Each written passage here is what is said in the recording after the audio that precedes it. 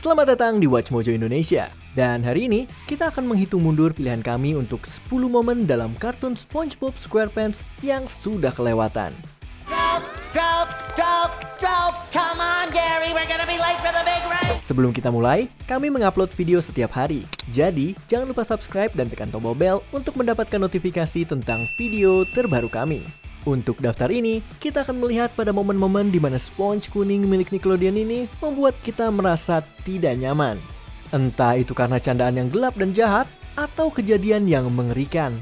Dan kalau kamu cukup beruntung karena belum pernah melihat momen-momen ini, kami akan mengatakan bahwa konten ini ditujukan untuk orang dewasa. Dan tentunya akan mengandung spoiler. Okay, it's on my foot. Nomor 10, amukan kegilaan dari Squidward. Kita semua tahu kalau Squidward selalu merasa terganggu oleh SpongeBob, walaupun itu biasanya tidak disengaja oleh SpongeBob. Tapi siapa sangka kalau kejadiannya bisa sampai seperti ini. SpongeBob sedang mencoba untuk membuat kenangan terindah untuk Squidward, tapi semua usahanya gagal. Karena putus asa, dia menyekap si cumi-cumi depresi itu dan membawanya ke sebuah pesta yang dipenuhi oleh patung-patung SpongeBob. Seolah itu tidak mengerikan sama sekali.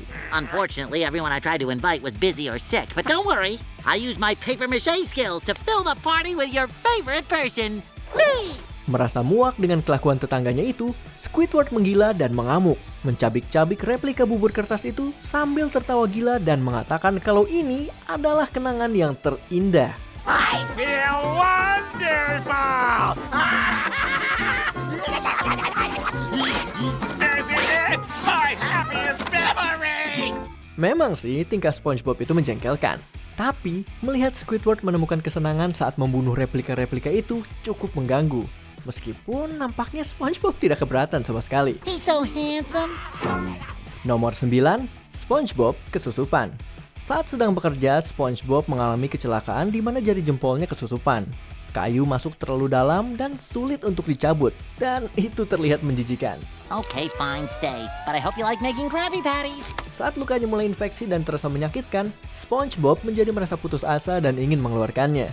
Begitu putus asa sampai-sampai dia menghubungi Dr. Patrick. You called the right person, Mr. SpongeBob. Tanpa memikirkan dilema yang dihadapi sahabatnya, Patrick hanya memperburuk keadaan, membuat jari SpongeBob semakin terinfeksi dan bengkak.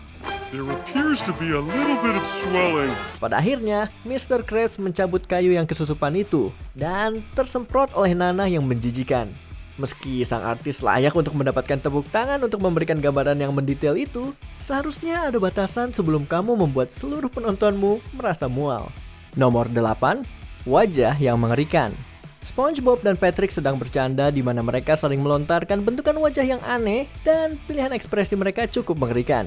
Mengabaikan pernyataan Mr. Krabs, mereka terus membuat ekspresi-ekspresi wajah yang mengerikan sampai wajah mereka kram dan kaku. Patrick, we have the face freeze. Sandy mencoba untuk melemaskan wajah mereka, namun itu malah terlihat lebih mengerikan lagi.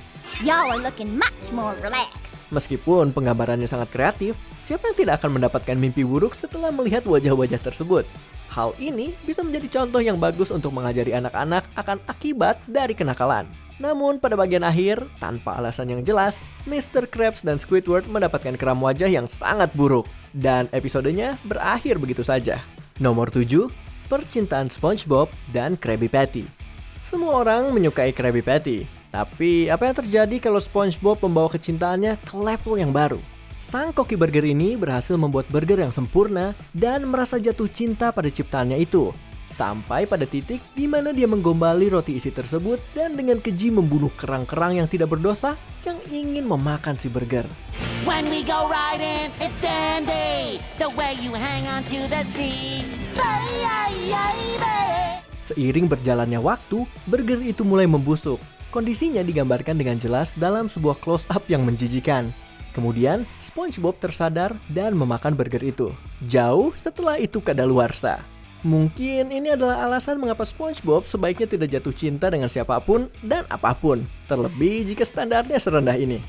Nomor 6, Patrick merawat Gary. SpongeBob akan mengunjungi neneknya di hari itu, dan dia membutuhkan teman yang bertanggung jawab untuk merawat Gary. Tapi dia malah memilih Patrick. You got it. He's safe with me. Sebagai perawat yang sangat baik, Patrick mengabaikan Gary, membuatnya kelaparan, dan mencoba untuk membakarnya menggunakan flamethrower. Lebih dari itu, Patrick memandikan Gary menggunakan selang pemadam kebakaran dan hampir mengeringkan Gary menggunakan garam, di mana itu akan membunuh si siput malang ini.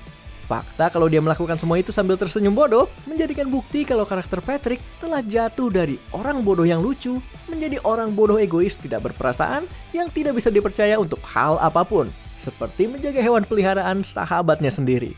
Nomor 5, Patrick yang nyata. Mengingat Patrick adalah orang yang rakus, bayangkan seberapa menjijikannya dia jika Patrick makan seperti binatang laut yang asli. Ketika Patrick dan SpongeBob diubah menjadi bentuk aslinya oleh bulan yang aneh, Sandy mempelajari kehidupan alamiahnya. Kita menikmati waktu belajar kita saat mengamati cara makan si bintang laut, di mana Patrick mengeluarkan isi perutnya untuk makan. Walaupun memasukkan unsur realisme dalam kartun itu cukup menyenangkan, nampaknya kebiasaan-kebiasaan dari makhluk dasar laut lebih baik tidak perlu kita lihat. Seperti melihat kawan merah muda kita mengeluarkan organ tubuhnya. Meskipun itu merupakan pemandangan yang bikin mual, setidaknya itu bukanlah sisi terburuk yang dilihat oleh Sandy. Nomor 4, hukuman untuk Sandy. I think I've just found out how to get the Krabby Patty formula once and for all. Dalam rencana gila kesekiannya, Plankton mencuri bulu-bulu milik Sandy yang kemudian digunakannya untuk menyamar dan mencuri resep rahasia. This is gonna work like a charm. Saat Plankton harus melewati siang hari yang menyebalkan dengan SpongeBob, Sandy mencari siapa yang mencuri bulunya. Dan warga Bikini Bottom tidak membantunya sama sekali. Malah mereka mengolok-olok Sandy. What is so funny about getting my fur stole? Aren't you ashamed having your pink rat flesh exposed? Menambahkan garam ke dalam luka. Setelah Sandy berhasil menangkap Plankton, dia ditangkap karena telanjang di tempat umum. Public nudity is against the law in this county. Nampaknya di Bikini Bottom, pencurian identitas itu bukanlah masalah besar. Tetapi setengah telanjang yang bukan karena kemauan sendiri adalah hal yang tabu. Apapun itu, keseluruhan episode ini hanya bertujuan untuk mempermalukan Sandy dan memperlihatkan wajah asli dari masyarakat Bikini Bottom. Nomor 3, Mrs. Puff ingin membunuh SpongeBob. Setelah kesekian kalinya SpongeBob gagal menyelesaikan ujian mengemudi, akhirnya Mrs. Puff meletus dan tidak bisa mengembang lagi secara permanen. Will I ever be my old self again? No, my dear. I'm afraid you'll never puff again. Setidaknya sampai pada akhir episode di mana keadaannya kembali.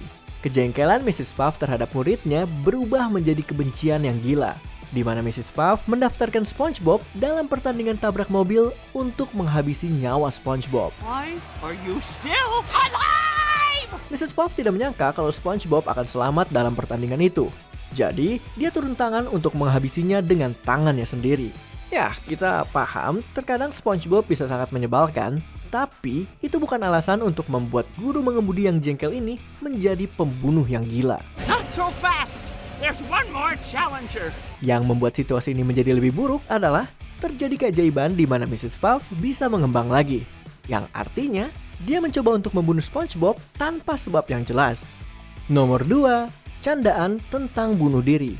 Setelah SpongeBob berulang kali gagal untuk membuat ingatan paling membahagiakan, Squidward mengalami depresi yang berat. Wake me when I'm dead. Saat Squidward larut dalam kesedihan di dalam rumahnya, kita dipaksa untuk melihat gambaran-gambaran yang mengganggu. I just can't seem to get happy. Well, that didn't help. Termasuk melihat Squidward memasukkan kepalanya ke dalam oven dan menggantung tali. Maybe this will help. Untungnya kedua kejadian itu hanyalah gertakan saja. Namun, suasana depresi itu membuat kita cemas dan bertanya-tanya, apakah Squidward benar-benar akan mengakhiri semuanya? Bunuh diri merupakan topik yang sangat sensitif, terlebih dalam kartun anak-anak. Meskipun SpongeBob pernah membuat candaan tentang itu sebelumnya, sebagian besar candaan itu hanyalah candaan sesaat tanpa ada kelanjutannya. Tetapi, membuatnya terasa begitu nyata untuk sebuah candaan adalah hal yang tidak bisa dibenarkan. Sebelum kita menyebutkan pilihan teratas kami, ini dia beberapa honorable mentions. So, what seems to be the problem, Mr. Tentacles? It all started when I was born. I think you've helped quite enough today. Nomor 1, seluruh episode One Course Meal. Terungkap kalau plankton sangat takut terhadap ikan paus. Jadi, Mr. Krabs memutuskan untuk menyamar menjadi Pearl untuk menakut-nakuti mikroorganisme licik tersebut. Sejak saat itu, kita melihat plankton menderita paranoia ekstrim dan mimpi buruk yang berkelanjutan hingga plankton sudah tidak tahan lagi dan berharap untuk mati. Dan Mr. Krabs bersenang-senang di atas penderitaannya. That's it, I'm done. The 4:15 bus should be along any time now. Jelas, ini merupakan hal terkejam yang pernah dilakukan oleh Mr. Krabs, menyiksa sang rival bisnis yang dulunya merupakan sahabatnya sampai ke titik di mana plankton ingin bunuh diri. Dan kita rasa itu sudah kelewat batas. Bagian terburuknya adalah, meski plankton mendapatkan pembalasan yang pantas terhadap Mr. Krabs tetap menjadi pemenang. Dan SpongeBob yang baik hati membantu Krabs. But putting on a dress to frighten him? Isn't that taking it a little too far? Kira-kira siapa sebenarnya orang jahat di sini? Apakah kamu setuju dengan pilihan kami? Cek juga video lainnya dari WatchMojo Indonesia. Dan jangan lupa subscribe juga tekan tombol bell untuk mendapatkan notifikasi tentang video terbaru kami.